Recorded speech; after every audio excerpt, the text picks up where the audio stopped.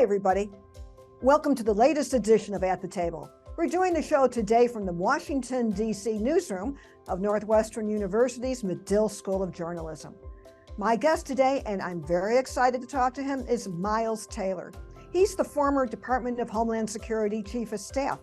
Raised in LaPorte, Indiana, he's the man who you might have first known as Anonymous because of that essay he wrote in 2018 in the New York Times telling the world that Trump was unfit for office. He eventually unmasked himself to help defeat President Trump in 2020. And now he's back with a new book that's out last week called Blowback, a warning to save democracy from the next Trump. Miles, welcome to the show. Thank you for coming on. We have some stuff in the news that, in a sense, you kind of predicted in your book, which is full of warnings about what will happen if President Trump returns to office or someone like him. So right now, what do you make of House Speaker Kevin McCarthy's escalating talk about possibly impeaching President Biden? And this comes, of course, as Republicans are targeting his son, Hunter Biden. And as we speak today, his plea deal fell apart. So let me start us off with part one. What do you make of the move to impeach? Well, it's an extraordinary story arc, Lynn, if you really think about it, because if you flash back in time about 8 years, Kevin McCarthy was one of the people who was in House leadership at the time. He was the majority leader under House Speaker Paul Ryan, and he had grave concerns about Donald Trump becoming the nominee. I mean, Kevin McCarthy, like many of his colleagues, was worried that Donald Trump would destroy the Republican Party. Fast forward those 8 years, now we have a Kevin McCarthy that's incredibly loyal to Donald Trump, a Donald Trump who's made it clear that he wants to see his successor, Joe Biden, impeached as a retributive act. And now Kevin McCarthy is seemingly carrying that out at the behest of the former president, or at least at the behest of the far right flank in the Republican caucus. It's a fascinating turn of events. I would say personally, it was very disappointing for me to see. I'm a lifelong conservative. I worked in the House when Kevin was the majority leader, and I think his opinions back then of Donald Trump and the MAGA movement were very different. And it's been disappointing to see his overall turn. But the same, I would say, Lynn, applies to that second story you mentioned, which is the Hunter Biden plea deal falling apart. And I've also found the response from my fellow conservatives very, very interesting to this, because they've honed in on the president's son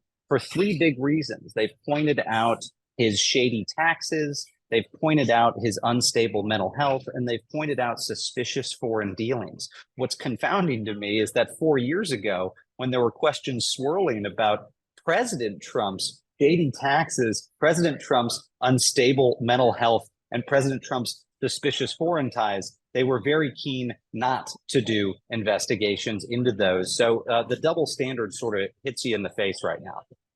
Well, one of the things in your book that you do mention, in a sense this was predictive, is how revenge-oriented President Trump would be if he comes back, and other MAGA Republicans. But let me do a little more stage setting here about where we're at, because I think you summed it up well. You write early on in the book, what began as a small faction within the party now commands the entirety of it. The MAGA movement, or Trumpism, remains the fastest growing political coalition in America, regardless of how politically damaged its namesake is. Okay, I don't know when you finished this book, but since then, we have yet another indictment or indictments that President Trump might face. You say the prospect of a MAGA comeback in the White House goes far beyond the next presidential election. The electoral guardrails that were supposed to stop someone like Donald Trump from getting elected had not been fortified to prevent a repeat. They have been corroded.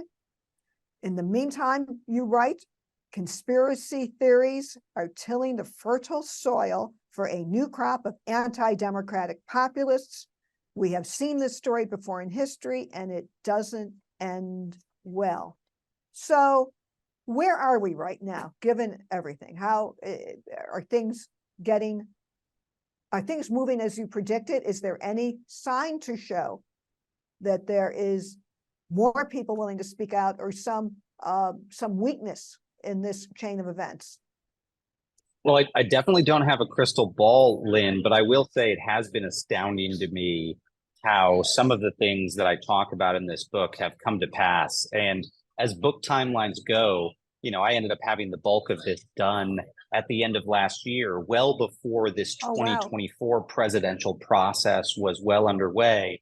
And I wanted to make sure that I wrote this forecast, not just in my own voice. And so I interviewed close to 100 former Trump officials, peers of mine, but people who were also cabinet secretaries, all the way down to the staff assistants who sat outside the Oval Office to try to paint the most accurate picture I could of what would happen in a second Trump administration or the administration of a MAGA copycat. And one of the things that was a very common theme in those interviews was the idea of political retribution and using the powers of various departments and agencies to exact revenge against the ex-president's political rivals, namely against the Democratic Party and progressives. And that came up again and again, whether it was the Department of Education or the Department of Veterans Affairs or DOD, was this desire on behalf of the ex-president and his MAGA allies, if they returned to power, to use those agencies to get revenge. Now, as I was writing the book, Lynn, even I felt like this is going to sound hyperbolic to readers. I mean, a sensible reader might say this seems extreme. And then, true to form, Donald Trump just about 2 months ago said the quiet part out loud, and he came out there on the campaign trail and said, "I am your retribution." And since then, he's quite systematically laid out how he intends to get revenge upon taking office by using things like the Justice Department and other mechanisms of government. And so, in a sense, he's been probably the best salesman for the book Blowback that I could have ever asked for, because he's validated what many of these officials said. So what would a second Trump term look like? What's that? Who would work for him among your Republican peers? Well, if the most common thing I heard from interviewees was that a second term would be all about revenge, the second most common thing that I heard is that most Republicans think that the people who would go in would be of relative low quality. Now, that's probably an understatement, and there's been people who use much more graphic language in the book to describe the quality and character of the individuals that would go in. But I think it would be a lot of people who are political operatives and campaign aides and not experts. And I will say this, whether you love or hate Donald Trump, you have to admit that at the beginning of his first term, he put together, at least outwardly, a very strong cabinet. They weren't nobodies and they weren't inexperienced people. In fact, a number of his cabinet members are people who could have even served in a Democratic administration under Hillary Clinton, like Jim Mattis as defense secretary. And so he had a very strong cabinet. Those will not be the people that return in a second Trump administration. In fact, the organizations in Washington, the think tanks that tend to put together these rosters to give an incoming Republican president, are putting together rosters with a loyalty test to make sure that the people they put on those lists were loyal to Donald Trump through the end and will carry out the orders of the MAGA movement. That tends to neck down the field to some relatively inexperienced people. And that's what I worry about, is important national security and public safety agencies being run by campaign operatives. Right. So people who don't know you, you describe yourself as coming to this relatively non-political, growing up in LaPorte, getting interested in having the 9/11 attacks influencing you, and coming up through policy work on the Hill, and you ended up in national security, which is what brought you to the Department of Homeland Security. Also, you wanted to work for then the first Trump DHS Secretary, John Kelly, who would go on to become his chief of staff. So you're saying a guy like you would be surprised if anyone with your profile would sign on in any... And even if they wanted to sign on, Lynn, which would be an absurdity, because most people like me, most lifelong Republicans would want to have nothing to do with a second Trump administration. Even if they wanted to, they wouldn't be welcomed in, because if there's one thing Donald Trump learned during his administration, it's that he does not want quote unquote establishment Republicans, or what they call rhinos, Republicans in name only, inside his administration. And in fact, he found out through hard experience that usually your administration is staffed up by people from the last administration of your party. So he ended up with a lot of Bush administration officials like me, and he didn't like so-called Bushies. In fact, he frequently lamented that he had so many Bushies in his orbit because these tended to be the people that told him no, because they'd had experience in government. They knew what was legal and what was illegal, constitutional and unconstitutional. And so we heard this word no from Bushies all the time. And over the course of the administration, he systematically fired or pushed out a lot of those folks. So you can count on the fact that those types of Republicans will not be back in a second go round. It will be the much more populist MAGA types, most of whom have never had experience running departments and agencies in the federal government. So some of your book is a memoir of the personal toll this took on you, which we'll get to in a minute, but also you just had some stories from being in the room when it happened. Could you tell the story about how Trump yelled at you about taking notes at a meeting? Yeah, well, Lynn, there was a period in 2019 where the president was spiraling on immigration, and he was growing so frustrated at the illegal immigration crisis at the border that he himself started to come up with things that we deemed to be illegal to deal with the crisis. He wanted to use lethal force against migrants. He wanted to do a number of very disturbing things. And so we're in this meeting in the Oval Office in late March 2019. It was supposed to be a 15-minute check-in. It turned into a 2.5-hour spiraling meeting. And I was taking notes, as you always do when you're in a meeting with the President of the United States, because you want to document what he or she says so that you can faithfully go and execute orders. But Donald Trump seemed to be very self-aware of the fact that he was saying things to us that would likely be unlawful, potentially unconstitutional. And his eyes caught me on the couch and he said, "Are you effing taking notes?" And I said, "Yes, Mr. President." He said, "I don't want you taking any notes." And I slowly closed my notebook, of course. But the irony of that comment from the president is I had been taking notes for 2 years, and it was far too late for him to try to prevent us from documenting his behavior. And after I left the administration, which was very soon after, because some of the things we were asked to do, I was unwilling to do, I felt like I needed to go use those notes to tell the story of who Donald Trump really was to the public. So by the way, since you brought up documents, he is indicted over the issue of the classified materials and other things he kept at Mar-a-Lago after he left office. In your analysis, and you actually saw him up close, what do you think he wanted to do or have that he needed stuff in his possession? Now, I want to take aside the legal argument of whether or not he should have had it or if they were classified or unclassified. What do you think, knowing him and seeing him, what were they for? Well, I'm going to shoot down, Lynn, the most cynical view, and I'm going to shoot down the most optimistic view.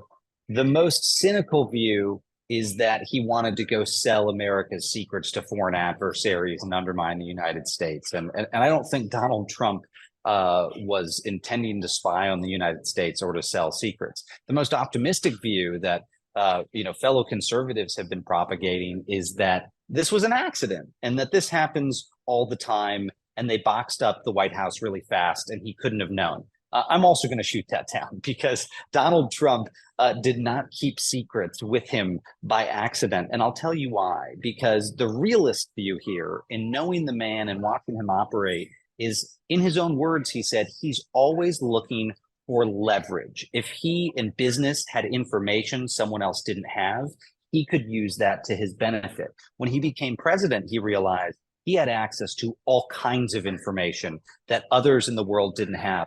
People in Washington, all the way to foreign leaders. And to him, that gave him extraordinary leverage, but opportunistic leverage. It's not that Trump knew what he wanted to do with each of those classified documents, but by having them, an opportunity might present itself where he would know something someone else doesn't. As you saw on this damning recording that was released of him bragging about having these documents. And so I think the former president wanted to keep certain types of secrets that he thought were especially sensitive and interesting, because in some way, shape, or form, they might come of use someday and be leverage for him in some scenario. Regardless of what your opinion of that is, it's illegal to do. I Right, would but end up in prison if I had done the same. Right, but here's what's interesting and what I kind of get about that. That's why we have seen quotes of him saying, I needed to go through the boxes, and he's shipping the boxes back and forth from New Jersey and Florida. He didn't know what's in them. So for your theory to work, you got to know, oh, there's a memo about this and that, just so he had to get it in his head. Since the stuff wasn't indexed to be findable, he wanted to go through it so he would know, oh, a year from now, I could use, I got this, I got that. That is interesting on it. Do you think that he could be trusted with classified material if he returned to the White House?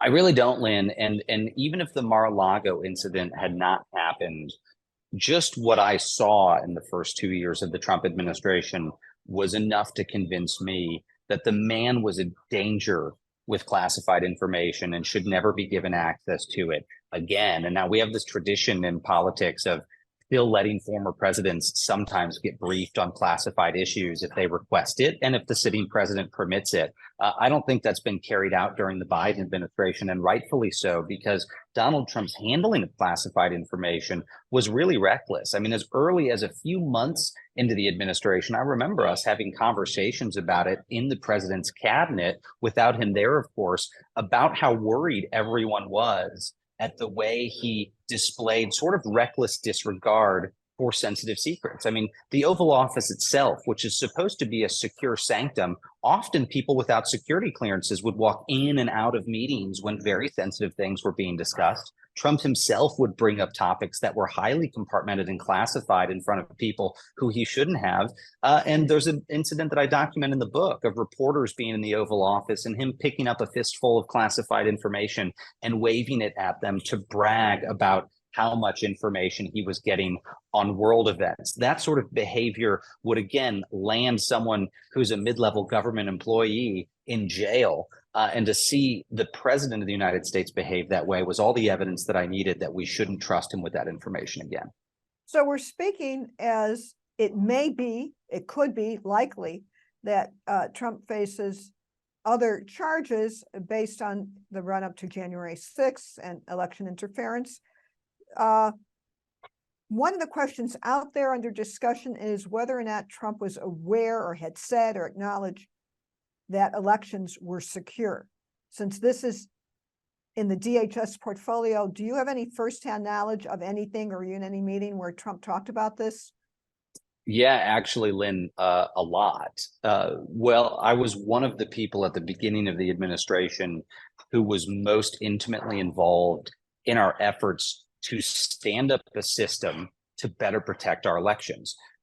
Even though Donald Trump didn't want to talk about Russian interference in 2016, to me, it was a digital 9/11 or a digital Pearl Harbor. We had a foreign adversary meddling in our democracy and trying to change the outcome of a vote. And so when we came into the Department of Homeland Security, we worked with the FBI and the intelligence community to set up this nationwide program, all 50 states, every part of the country, to make our elections the most secure in modern history. That applied to our midterm elections in 2018. And our hope was to make sure that by 2020, it would be the most secure presidential election ever. Now, not only did we do that, and did we do it diligently and without any partisan favor, but we also briefed the president on it. I mean, I remember briefings in 2017, 2018, and 2019 for the White House about the measures we were undertaking. And so I find it very interesting that the special counsel is zooming in on this, because it seems like what he's going to try to show is that Donald Trump was very aware of the fact that the elections were secure. In fact, his own people had put in place those security protections. So when he came out and denied they were secure and alleged fraud, he did that knowingly spreading a falsehood. I think that's what they're going to try to show. I haven't spoken to the special counsel, but I hope he goes far enough back in history of the administration to come talk to people who helped stand up those protections, because I think we have a lot to offer that conversation. So we're having our conversation as Trump is the front runner for the GOP 2024 presidential nomination. All the charges swirling around him, the pending and potential, don't seem to make a dent. So he could be in the White House again. Now, one of the things that your book has, every so often you go into boldface in case we in order to not miss the point, you talk about what will happen in the next Trump administration. We talked about some of this, but I just want to mention a few, and then we'll jump on this. You write that the next Trump or Trump-like person will manipulate the justice system to cover up corruption and to punish enemies. The MAGA forces will investigate their enemies. We talked a little bit about this already. MAGA president will be prosecutorial. The next Trump cabinet would be stacked with loyalists. And this one, the next Trump administration or the Trump-like person will exasperate political violence and push the nation to the brink of civil war. That is, it seems to me, one of your most dire warnings here. Why did you write that? Well, I think, Lynn, in any other circumstance, it wouldn't just sound dire. It would sound like a very extreme, if not outlandish statement. But I phrased it that way because that wasn't the terminology I was using. It was the terminology that the former president's own senior officials were using. In fact, interestingly, I'll bring us right into the present moment.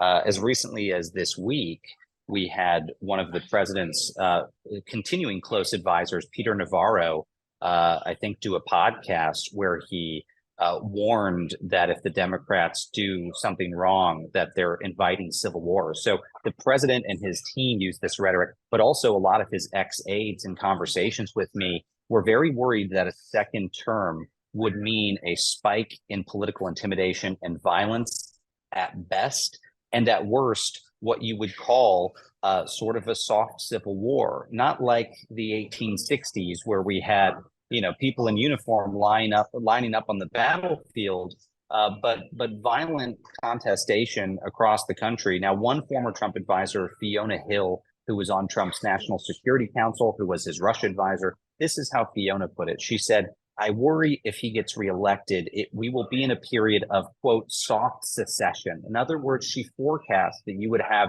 states and maybe localities trying to separate themselves from the union, maybe not by actually voting for secession, but trying to actually legally create totally different architectures from the federal government. And in her view, from studying civil strife overseas, that's a leading indicator of a worse constitutional crisis coming down the road. Well, even in Illinois, our home state, the Trump forces are strongest in Southern Illinois. And now and then there is talk of carving, of leaving Illinois on there. I mean, what you're talking about doesn't sound, in the context of the times we're in, it does not sound so outlandish. But I'll say, Lynn, I just want to add a data point to it. Is again, people don't need to believe me; they just need to look at the surveys. Recent polls have found that 65% of Southern Republicans actually want to secede from the union, and these aren't wacky polls. I mean, these are very accurate scientific polls of American adults. That sentiment is unlike anything we've seen in the modern era. Right. So one of the things that the conversation that you spark by your own bringing yourself out from the shadows is the need for people to speak out. I just did a column on how a leading Illinois Republican said in a column he wrote and in an interview with me that it's time to move on from Trump. And this is a leading local, state, and national Republican. And I wrote about it because it's significant, because so few people are. So you started out as anonymous, you unmasked yourself. I've heard you in other interviews say or talk about if you regret not coming forward sooner. Do you think if you had, it would have made a difference? Well, look, I think that the outcome that we had at the time is what I'd hoped for, much more specifically for Trump to be defeated and to not have a second term. That was my concern. But I think we only accomplished that objective by a very, very thin margin. Any Democrat who wants to think Joe Biden won a decisive victory needs to go back and look at the exit polling and the results because it was exceptionally close. It came down to several tens of thousands of votes in 4 key swing states. And a lot of those votes were Republicans who, for the first time in their lives, decided to vote for a Democrat just because they were sick of 4 years of Trump. I don't think Joe Biden can count on that in a second go round. But to the question of anonymity, what I realized through a very difficult few years was that by keeping the mask on, I was sending the wrong message. I thought I was drawing attention to the message instead of allowing Trump to distract by brawling with the messenger. But the longer I kept that mask on, it said, well, look, you don't need to come forward in your own name. You can snipe from the margins. And that's not what we need if we're going to try to convince other people to join us. You got to identify with your argument. You got to tell the truth in your own name. And to my surprise, and in fact, my delight, when I finally did come forward and say that I was the person behind the anonymous pseudonym, I found a number of my colleagues were willing to come forward and join me in expressing their concerns from the Trump administration. And if I regret anything, it's that I didn't do it sooner, because I think we could have built an even bigger coalition. And that coalition might have helped potentially prevent us from being in this moment we're in right now, where the ex-president appears to be extremely viable in terms of competing for a second term. Well, I know how hard it is. I covered from the beginning, then Congressman Adam Kinzinger, when he started his campaign against conspiracy theories. That grew into what happened, into his taking on Trump's lies, election denialism, full frontal, member of the January 6th Commission. He was in a tough political situation in Illinois. The state lost a congressional seat in the remap, but given that a Republican had to be sacrificed, the Republicans' strength is in Southern Illinois, so the loss of his seat just seemed almost foreordained. So you talk about people joining. This army has not gotten much bigger as time has gone on. Okay, so I found one Illinois leader recently who's speaking out, Adam Kinzinger, who you write about in your book, and I know you know, he has been forming organizations. Liz Cheney's out there in her quest to prevent Trump from ever holding office again. What will it take for the ranks of people who want to keep Trump out of office, in a sense, to reinforce our democratic institutions? No matter whether or not I agree with your politics, I hope our listeners know isn't the point.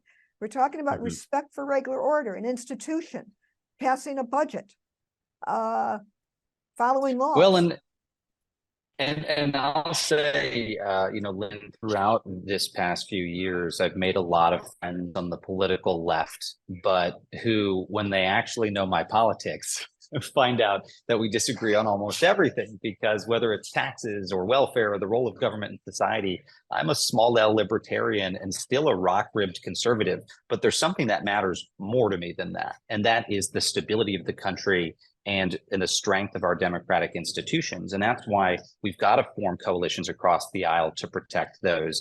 And Adam is, like me, I think, a cautionary tale of what's happened inside the Republican Party. It would be wrong to suggest that there's a civil war within the Republican Party and a rational faction fighting against a radical one, because right now, I think the so-called rational faction is hardly one side. It's really just a scrappy band of rebels. I mean, it's been reduced to a small minority of the party, and the overwhelming majority of the party leadership and machinery has been taken over by the populist wing, from the federal level all the way down to the state level and local precincts.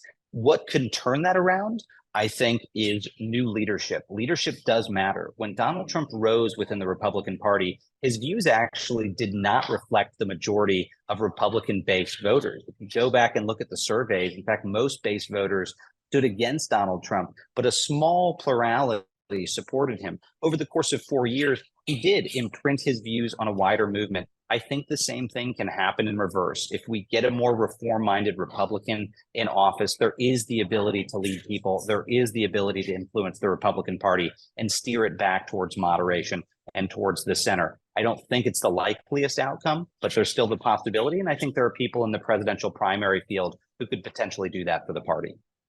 Well, we're speaking at a time where Trump, according to polls, has a commanding lead. Florida Governor DeSantis is way behind, but there are others. We'll see what happens if there even is a Republican debate August 24th in Milwaukee or not. As we are in our closing minute here, in your cautionary tale, you talked about the toll it took on you. You had security issues. You had security with you. You carried a pistol around at times. As a result of outing yourself, of becoming unanonymous, do you still feel at risk? Are you still thinking that these MAGA forces are out there